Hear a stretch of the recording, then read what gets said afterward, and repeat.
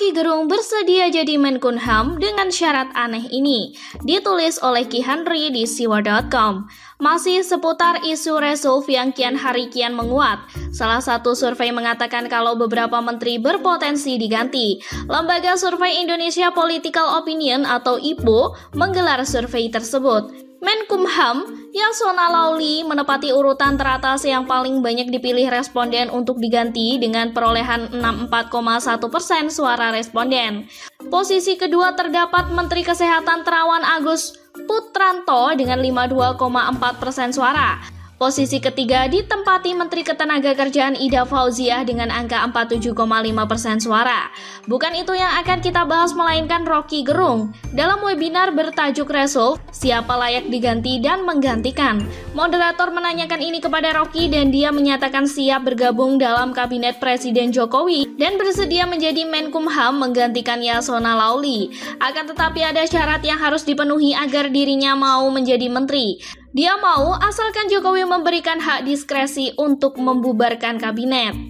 Jadi sebagai Menkumham, saya akan keputusan pertama membubarkan kabinet.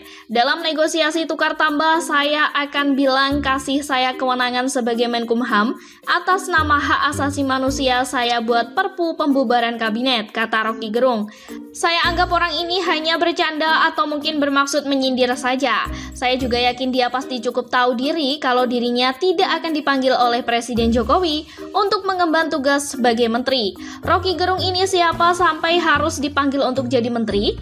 Jokowi ingin menteri yang cepat mengeksekusi sebuah kebijakan, tidak takut mengambil resiko, tidak bertele-tele menunggu sambil duduk manis.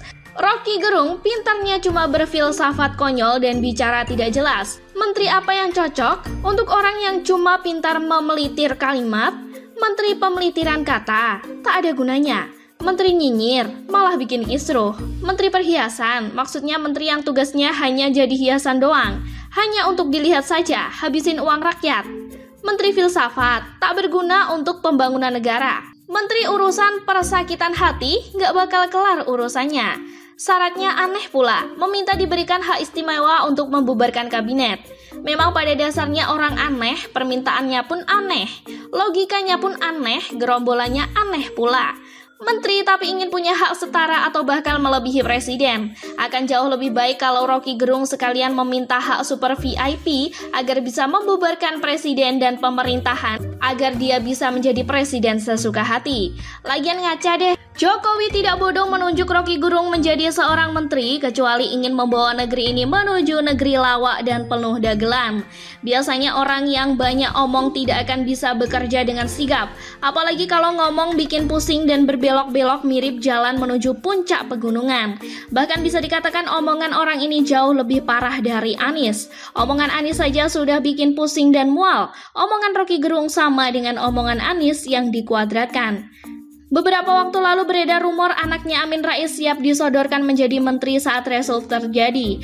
Bahkan dia siap jika benar-benar dipanggil. Ini saja sudah bikin heboh publik dan partai politik koalisi pun angkat bicara soal ini. Padahal kalau mau dikatakan dia belum cocok jadi menteri. Usulan ini saja sudah cukup bikin geli. Bayangkan kalau Roky Gerung yang mengatakan siap jadi menteri dan minta hak khusus pula. Bayangkan deh gelinya gimana. Ketimbang orang lain lebih baik Yasona Lawli aja deh. Jauh banget perbedaannya.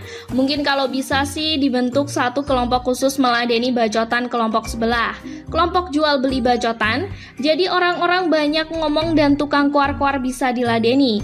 Istilahnya lu jual gue beli. Lu lempar bacotan, gue ladeni dengan bacotan juga.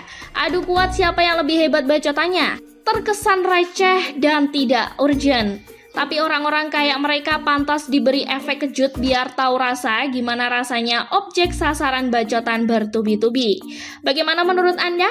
Sekian dulu berita hari ini. Jangan lupa di like, komen, dan subscribe agar Anda tidak ketinggalan informasi menarik dan terupdate lainnya dari channel Daily.